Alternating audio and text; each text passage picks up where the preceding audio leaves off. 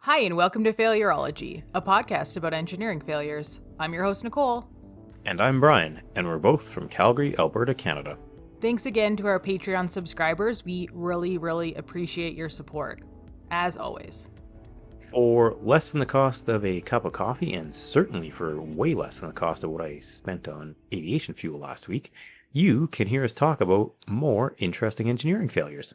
So that's $5 Canadian a month, inflation proof. It's not changing. You get twice as many episodes from us, more train tangents, which I hope you love them just as much as us, and a lot of interesting failures that are kind of quirky or don't necessarily fit the format of our regular episodes we cover on that segment of the show. If you want to check it out but are unsure, if you go to our website, you can see a list of all of the mini failures that we've done so far. And as of this episode, I think we have 35 over there. So there's quite a backlog to pull from if you wanted to sign up and kind of blitz through them all. So please check us out on our weird little corner of the internet. On to the engineering news, or things that we found interesting in the last week or so that we have decided to share with you on this episode. And this week, we are going to talk about harvesting fresh water from the ocean surface. If you've ever looked at a globe, there's a lot of blue on the globe, which is the water part of the Earth. So when oceans evaporate, as I'm sure many of you know, it leaves the salt behind, creating freshwater vapor in the air above. A study from the University of Illinois' Urbana-Champaign campus, which is 200 kilometers south of Chicago, suggests new infrastructure to harvest the ocean water vapor as a solution to freshwater supply shortages, which, as we've all been aware of over the last decades or multiple decades, fresh water eventually is going to be in a little short supply. There's some drought stuff going on. The world population has increased substantially, so things like fresh water going to be in short supply in a lot of countries. The study looked at 14 water-stressed regions globally and found they could feasibly capture oceanic water vapor as a solution. One of the stronger projections of climate change is that humid areas will get more humid and drier areas will become increasingly drier. But the projections also show that oceanic vapor will continue to increase, so this solution is more robust to climate change than some other solutions. Also, we've tried a number of other approaches already: wastewater recycling, conservation, cloud seeding, which I actually think is kind of cool for hail mitigation, but that's a separate topic. Ooh, one we should cover on a future episode, though. Oh, it will actually, if we do it, it will involve airplanes, which I think is super cool. It's kind of a marvel, though. Well, I don't know. Hail's pretty destructive. We'll circle back. We'll brainstorm that. We'll bring that to you in a future episode. We'll figure that one out. So we've tried a whole bunch of techniques. Most of them haven't worked out super well. Maybe kind of some temporary relief. They're fairly inadequate. Don't seem to be as good as harvesting freshwater. This is a really interesting solution to the lack of fresh water, and it's one that I haven't seen floated around yet. If you want to read more about the freshwater harvesting, check out the link on the webpage for this episode at failurology.ca. This week's episode of Failurology is brought to you by CRISPR. Not the genetic engineering technique, but your vegetable CRISPR. Actually, this isn't a sponsor. It's a PSA. You should probably clean out your vegetable CRISPR. There's definitely a cucumber or box of mixed greens you bought last week or last month or last year that needs to go. We're not here to judge. We can't see your fridge. We won't even know whether you cleaned it out or not, but you'll probably feel better if you do.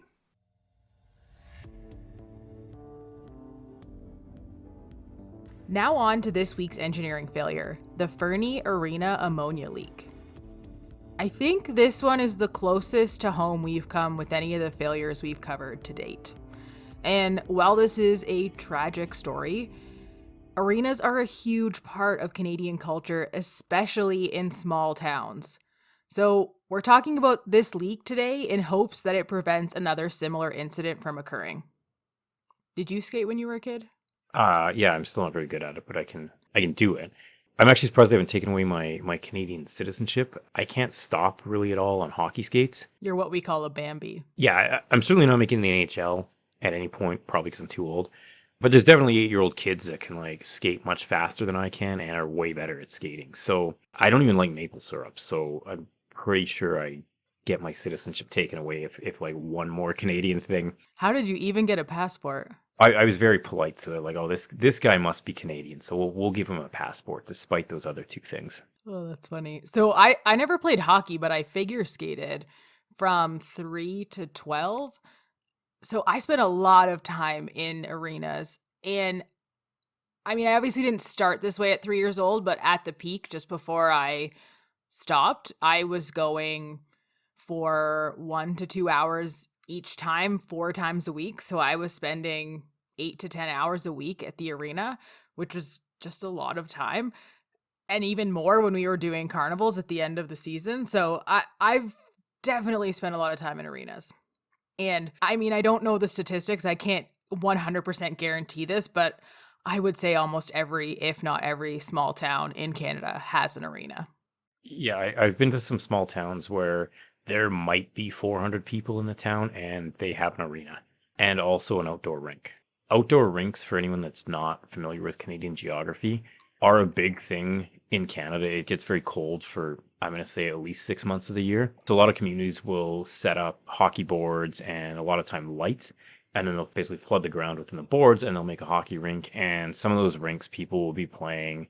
They'll be busy essentially 24 hours a day in some community. To me, it's one of those things of Canadian winter culture. Like there's always outdoor rinks and they're always busy. People are always skating or playing hockey. It's I guess it would kind of be like a basketball court or a soccer pitch in much warmer climates. Also, if you're listening to this and you live in Calgary or visit Calgary, there are also ice trails in North Glenmore and Bowness Park. There are essentially pathways of ice that you can skate along, which are just much more interesting when you want to do just a leisurely skate. You're not just going in a circle, you're following this meandering path. And they're really cool. At night, they light up and there's different bonfires going on and there's people skating and it's really cool. The ice isn't great, but who cares? It's still cool. And I think they do that as well over in the Netherlands or Denmark, where they freeze all the canals in the winter, and they'll kind of have an ice skating surface set up. And I believe Rideau Canal in Ottawa, capital of Canada, not Toronto. Ottawa is actually the capital of Canada. They also do the same thing where they have these big skating trails on the canals.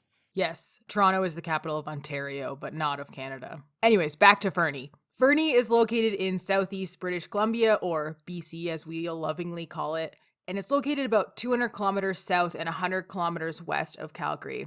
It's about a 3-hour drive from here to Fernie, depending on the roads, and there's also some phenomenal skiing and snowboarding there, as well as hiking and other things. The city of Fernie has a population of just over 5,000 people, with about 7,000 in the metro area. And it's the only city-class municipality in Canada that is fully encircled by the Rocky Mountains. Kind of a pretty cool claim to fame. It's a really pretty city. Really pretty, yeah. I've been to Fernie a few times, and I've actually been to this arena. I think it's been a while, but as I was researching this, it kind of was coming back to me. I'm pretty sure I was there to watch a hockey game, which I'm guessing would have been the Fernie Ghost Riders, who's a junior B team. And although it's been a while, my memory is fuzzy, but I'm pretty sure that's what I was there for. I'm just hoping that the Fernie Ghost Riders were named after the F-14 that Goose and Maverick fly in the original Top Gun. If you've seen the original Top Gun, when they request a flyby of the tower and they get denied, I believe the line is like negative Ghost Rider, the pattern is full. So I'm hoping that somebody was inspired by that movie and named the hockey team, the Junior B hockey team in Fernie after that. On the way to Fernie, you'll also pass through this really small town of Frank, Alberta, which was destroyed in a landslide about 120 years ago. And while the story of Frank is more of a geoscience failure than an engineering one, it's still really, really interesting. So for those of you who are on our Patreon, stay tuned for the next mini failure because we're going to talk about Frank's slide. Check it out. The Fernie Memorial Arena, where this ammonia leak occurred, is located right in the middle of town off of Highway 3. And Highway 3 is commonly known as Crow's Nest Highway. And like Nicole mentioned, it goes through an area of the province, both provinces, I guess, kind of called the Crow's Nest Pass. Makes sense, Crow's Nest Highway, Crow's Nest Pass. And the arena site, it's an entire city block, and it also houses the curling rink as well as the community center. The city of Fernie, under their Leisure Services Department, owns and operates the rink as well as its ice-making equipment. The arena itself is over 50 years old, and has a compressor room between the arena and the curling rink that houses the refrigeration equipment that makes ice for the entire complex. The compressor room has a main room where most of the equipment is located, an entrance room to the southeast that is separated from the main room by a steel mesh wall with a lockable door, and a northeast entrance for controls and emergency showers. On the southwest side of the main room, there is another set of double doors that were sealed and bolted shut when the leak that we're going to talk about occurred. Just for reference, there are 3 emergency stop buttons for the refrigeration system, one located in the northwest vestibule, one at the southeast exit, and one outside that connects to an emergency discharge valve and a vent stack. So just to recap, there is one large room that houses all of the chiller plant or the refrigeration equipment for both the arena and the curling rink. And there are only 2 doors in and out of there and a few different emergency stop buttons. And a lot of the information we're talking about today comes from a WorkSafe BC report that was done on this failure. And in that report, there is a drawing of the room. So you can see what the layout of the room looked like, which was very helpful for me to visualize what exactly was going on. So before we get into this, we're not going to get super technical, but I do want to talk a little bit about ice making basics. And before I get into this, I'm just going to say I am not a refrigeration engineer. I'm a mechanical engineer, yes, but this is a specialty that I don't normally dive into. I have worked on a couple arena projects, but not on the ice plant itself, more on the ventilation and the plumbing for other parts of the arena. And I've also toured the Saddle Dome, which was pretty cool. So I've seen its chiller plant. So I'm basing this explanation on my light experience in chiller plants for arenas and also from what information I was able to find in the WorkSafe BC report. So in order to make ice, a chiller plant pulls all the heat out of the brine water or salt water. The salt in the water allows it to be much colder than 0 degrees Celsius before freezing.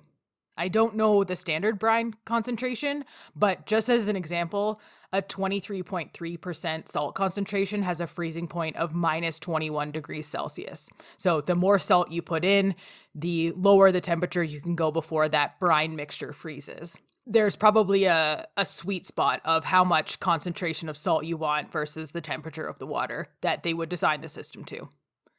The brine water is then pumped through a series of pipes within the concrete slab below the arena ice pad. And when the slab is cold enough, the concrete slab that is, they flood the top of the slab with water, and that water freezes because that's just regular tap water, if you will. Depending on the use of the ice surface, whether it's general skating, hockey, figure skating, etc., the ice temperature and the way they layer the flooding water to create the ice are all different.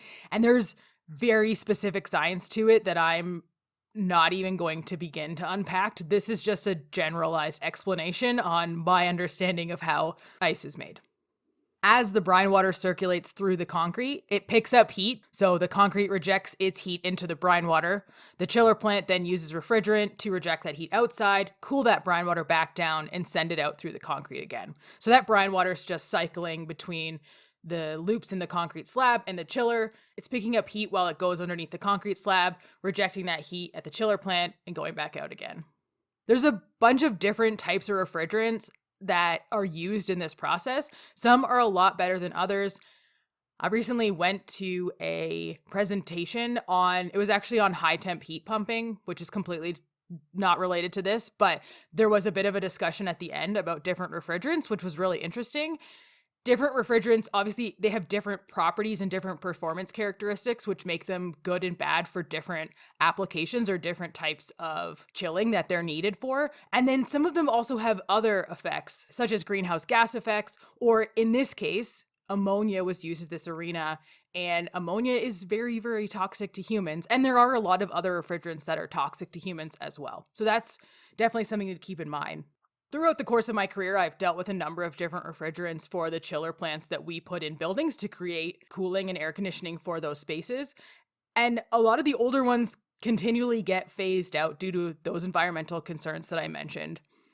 I believe that ammonia is or was fairly common for arena refrigerant due to its ability to get those colder temperatures of the brine water. And I believe it also has a fairly low greenhouse gas effect. But Like I mentioned, ammonia is highly toxic to humans, and it's a reactive substance that's also corrosive, flammable, and explosive under certain circumstances. So that's why there's all those emergency stops. That's why there's the vent stack. And that's why this accident was as tragic as it was. But luckily, ammonia is not the only option. Several arenas throughout Canada and probably other parts of the world have been working to phase out ammonia in these small town arenas as a way to make these plants more safe. As we get into the sequence of events, I just want to preface this by saying that there's a lot of things going on. And even though we read through the WorkSafe BC report, it's a lot. So we did our best to summarize it and to keep it straightforward, but bear with us. So on the day of the incident, the curling rink chiller had been in operation for approximately 30 years, which suggests that it was probably not part of the original building, as this complex was about 50 years old. The average life, from what we can understand, of a chiller is about 20 to 25 years. So it's a fairly, to me, this sounds like a fairly good life for, a plant that, especially in Canada, is going to be working quite a bit to make ice for curling surfaces and rink surfaces. With the way it's going these days with refrigerants, like Nicole mentioned, all of these refrigerants, they change quite quickly. So you'll likely want to upgrade in that time frame just to be able to easily purchase replacement refrigerant when you do repairs, which, as we all know, things break down, you got to fix them. If you can't put in your refrigerant, then you have bigger issues and you may have to replace your entire system. So what happens is if you have an issue on your chiller plant and there's a let's say there's a leak on the refrigerant side, you capture all that refrigerant into canisters, you repair the system, and then you recharge it with that refrigerant. But because there's been a leak, you usually don't have enough refrigerant to fully charge the system. And so maybe you have 90% of what you need, but if your refrigerant's no longer available, you can't buy more for that little bit of top up. And so at that point, you either stockpile refrigerant before it gets fully phased out, or you have to upgrade your system to a refrigerant you can get. That said, ammonia is still available. At least they would have been able to get it. Starting in 2010, the refrigeration mechanics contracted to service the chiller plants had flagged that the chiller was past its life expectancy and should be replaced. Even though a master plan was developed in 2013 to undergo significant capital upgrades, the work was expected to be completed over a 7-year period, and the city was continuing with maintenance until the plant could be replaced. Seems pretty standard to me. Seems like a good idea. Can't do this whole replacement right away. People still need to play hockey and do the curling. Yeah, this is really common, not just with chiller plants, but in a lot of things. They're not cheap. If it's working, a lot of people try to keep it going until they can get funds in order to replace it or until they're absolutely forced to replace it. The challenge with this is that additional assessments are needed to make sure that you're handling and managing risk appropriately, and worker safety is also being managed so these accidents don't happen. And that doesn't appear to have happened here. But this is kind of like when you drive a used car and you've just paid it off, ideally you have no maintenance, and so it's great, but eventually it starts getting older and older and it costs you more every year to upkeep the car. And over time, that cost you start to weigh that cost against the cost of buying a new car or buying a new used car. And eventually the scales tip such that keeping this old car is not as financially advantageous as it would be if you just bought a new car. And so figuring out where that tipping point is challenging because no one has a crystal ball. So I'm not surprised. I'm not surprised that they tried to keep the chiller plant running as long as they could, but I'm really disappointed at the lack of worker safety and risk assessment that didn't happen here because this accident was preventable. Throughout 2015 and up until the leak in October 2017, further discussions were had about replacing the plant. The city obtained several quotes, and they did some maintenance. They replaced some individual components, replaced them, or I guess rebuilt them, just to make sure that the plant could keep running and keep providing ice for hockey and figure skating and curling and whatever else needed ice in the arena. Over this time, though, periodic ammonia leaks occurred. Some triggered the monitoring systems, some did not. The sensors were replaced, settings were adjusted, and various other repairs were completed in the arena. In April 2017, the plant was shut down for the summer. The ammonia was pumped out into a receiver, and the operators there noted a smell of ammonia that was not normal. The brine water was tested for ammonia, which the ammonia in the brine loops should be completely separate, and so there shouldn't be any cross-contamination with brine water in the ammonia or ammonia in the brine water. The chiller is somewhat like a heat exchanger. It's got ammonia circulating through one side and it's got the brine water circulating through the other, but those two sides are separated. And so it's really easy to tell if you have a break in that separation when you see the one fluid on the other side, because it's not supposed to be there. So that's, to me, an immediate indication that there's a problem. Yeah, it would be like in your car if, say radiator fluid got mixed with oil or, oil mixes with gasoline. It's like those should all be essentially completely separate. They shouldn't contaminate each other. But if you find the presence of a different fluid in one of the fluids, that's probably cause for concern. You probably want to get your car checked out at that point. So in this case, they found 3,320 parts per million of ammonia in the brine water, as well as higher than normal iron levels at 31 parts per million. The recommended concentration of the ammonia in the brine water is 0 ppm, so they've exceeded this by quite a bit. And the range for iron is 10 parts per million. So this suggests, as we discussed, that there's a leak somewhere between the two systems. A second brine water sample was taken in August 2017 and found 1,830 parts per million of ammonia and 61.5 parts per million of iron in the brine water. There was another discussion about replacement of the old equipment, but no action was taken.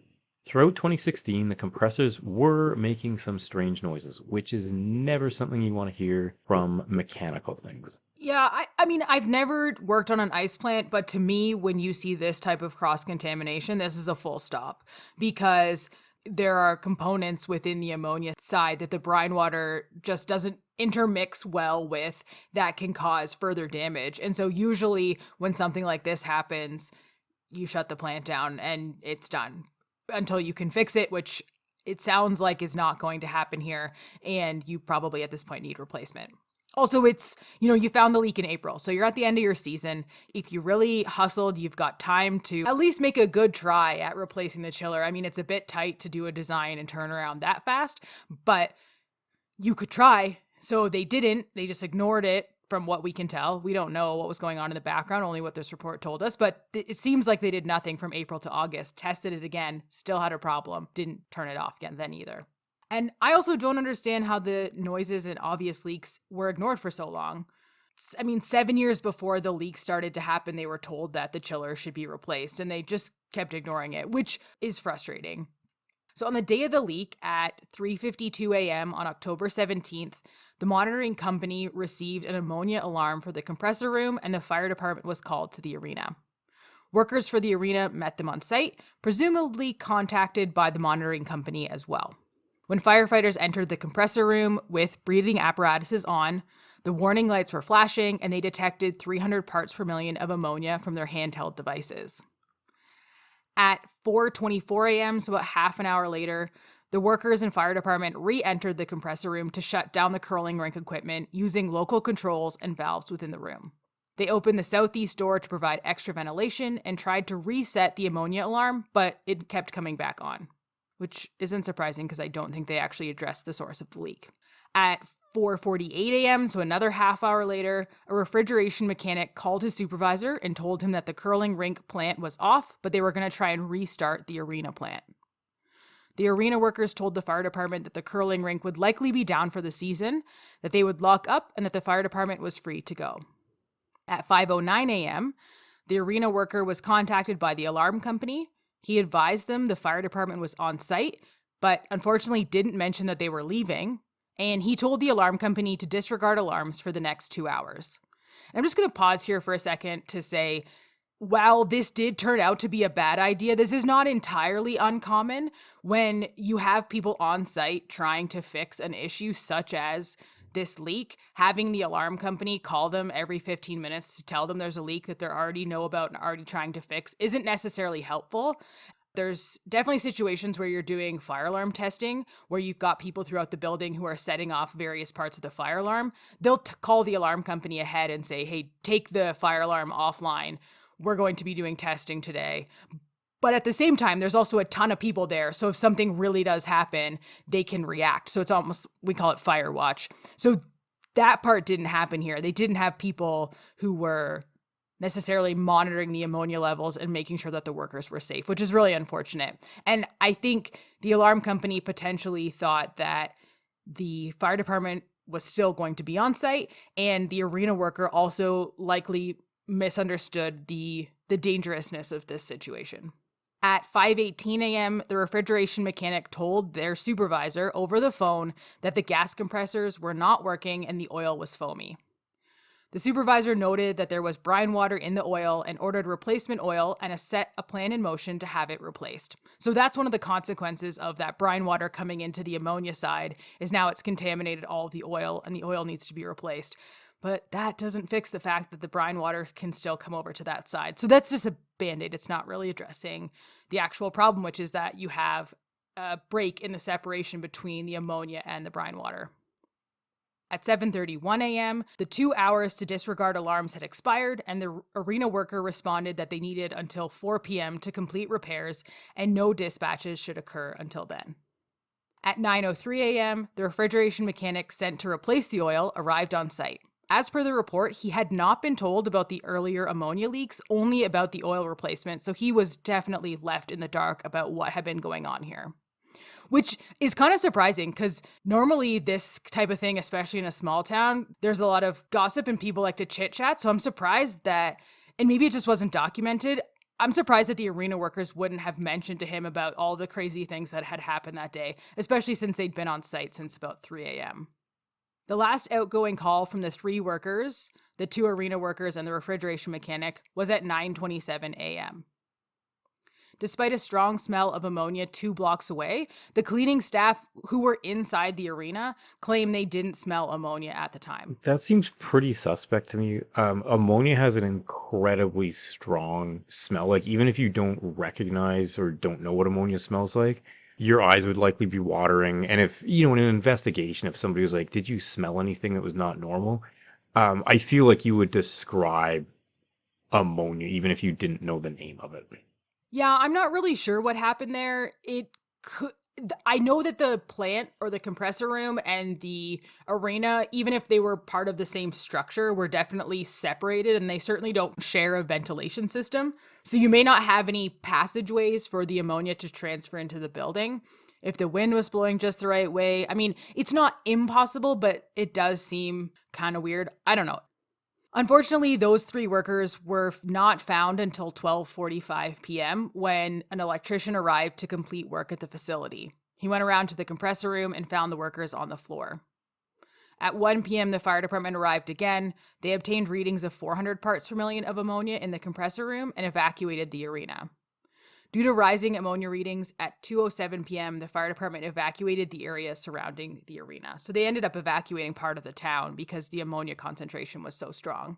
So, as you probably expected, there was an investigation into this incident. WorkSafe BC completed an investigation, and the report provided a lot of the information for our research for this episode.